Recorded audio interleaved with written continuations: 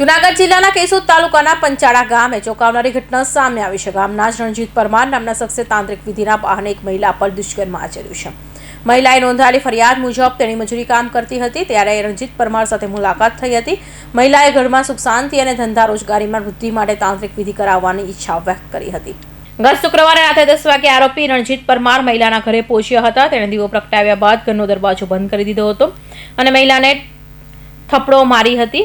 આરોપીએ મહિલા પર બળજબરીથી દુષ્કર્મ આચર્યું અને જો કોઈ જાણ કરશે તો જાનથી મારી નાખવાની ધમકી આપી। આ કૃત્ય આચર્યા બાદ આરોપી 10-15 મિનિટમાં જ ત્યાંથી ભાગી છૂટ્યો હતો।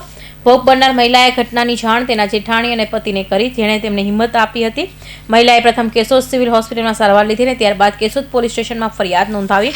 પોલીસે આરોપી રણજીત પરમાર વિરુદ્ધ ગુનો નોંધી કાયદેસરની કાર્યવાહી શરૂ કરી છે। જતા હતા ને ત્યારે બરાબર એ રોડે ભેગા થયા સવારે શુક્રવારે 8:30 વાગે ભાઈ, અને મેં બીજી બાજુ બે પણ હતી એને પૂછતી હતી એટલે મેં પૂછ્યું કે આ વિધિમાં શું થાય છે, મારે કંઈ આ વિધિ સારું થાય, ઘરમાં કામ ધંધામાં બરકત દે એવું મારે કંઈ કરાવવું છે। તાંત્રિક વિધિનું એ મને કહી મારી ઘરે આવી 10:30 વાગે અને એને એ દીવો કંઈક પ્રગટાવી મારા ઘરે ને બાર બંધ કરી અને મને ઢોરમાર પેલા માર્યો અને પછી મારે બળાત્કાર કરી અને પછી તે વ્યક્તિ જતો રહ્યો એમના ઘરે।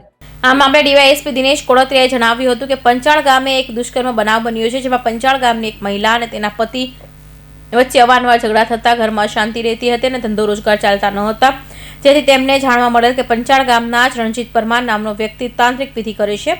આ વિધિ કરવાથી ઘરમાં સુખ શાંતિ થઈ જાય છે। આ વાતોમાં આવી જઈ ભોગ બનનાર મહિલાએ તાંત્રિક વિધિ કરનાર રણજીત પરમારનો સંપર્ક કર્યો હતો। વખતે વિરોધ કરવા છતાં તાંત્રિકે મહિલા સાથે બળજબરીપૂર્વક શારીરિક સંબંધ બાંધેલ અને મહિલાને 2 થપ્પડ પર મારેલ।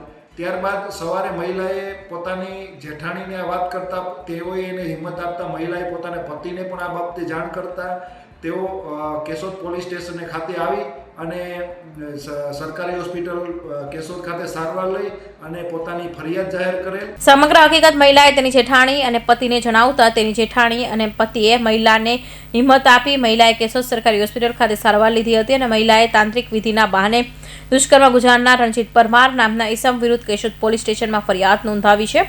આ સમગ્ર મામલે પોલીસે હાલ તપાસ હાથ ધરી છે। કૌશિક પટેલનો report, Hind TV news, Surat.